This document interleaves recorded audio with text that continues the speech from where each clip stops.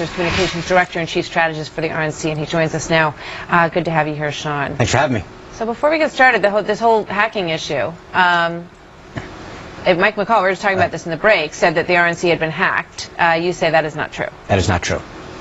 We're not going to go into any further details, just to say that no networks on our RNC networks have been hacked. We're going to continue to take precautions, protect our data, and obviously this is a concern of national level.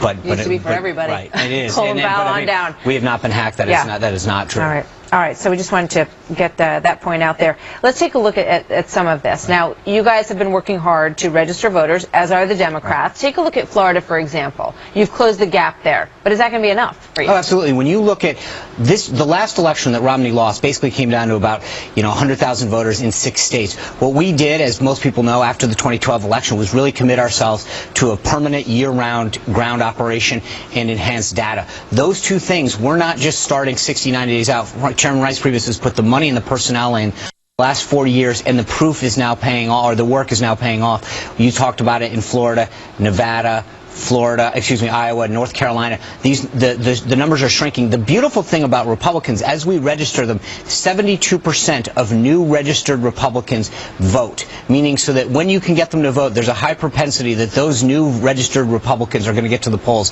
That's an important distinction. It's not just getting them to register, it's obviously getting them to vote. You would think if somebody's a new registrant that they're excited about voting, right? Well, and again, but I just want to mention one other thing that's sort of deeper in the weeds here.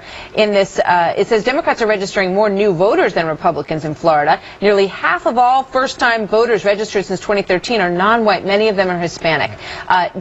Romney got 27% of the Hispanic vote, and Trump doesn't come near that number in the polls that we've seen. So we've got to do two things.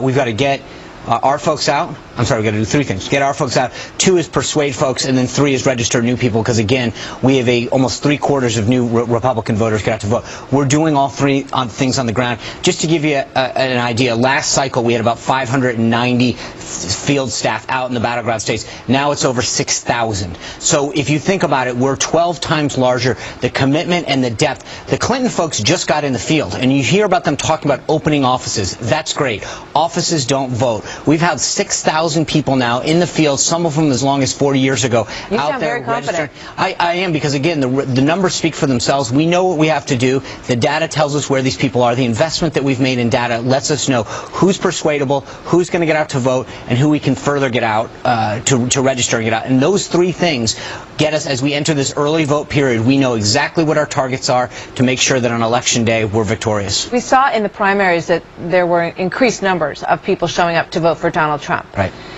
There was all this discussion that he was going to poison the down ballot. Now, let's take a look at a couple of these races. Let's look at New Hampshire. A lot of folks on the Republican side were concerned about Kelly Ayotte. She appears to be doing well, 54 days away from the election. Nevada, Joe Heck, 46 to 43 right now in the polls. You don't hear so much about him poisoning the down ballot races anymore. No. Why is that? Because I think, number one, there's 2 reasons. One, he's doing a lot better. You saw the polls that have come out in the last 2 days, up to not just nationally, but now you're seeing in the battleground states in Florida and Iowa, Nevada, even Maine, for goodness sake. We're tied in Maine. My home state of Rhode Island, we're down 2. That's a state that Barack Obama won by 20%.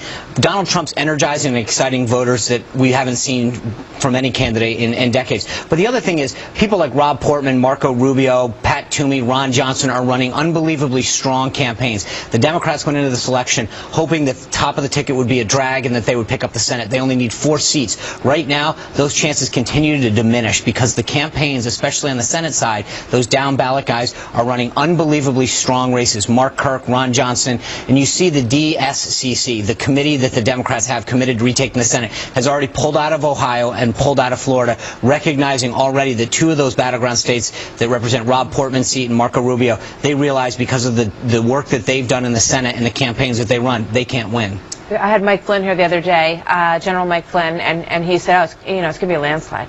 Do you think so? I think that you're seeing an excitement that you don't see. When you look at the new people that are registering, the excitement that's out there, I think there's a potential for this to be a real game changer of an election.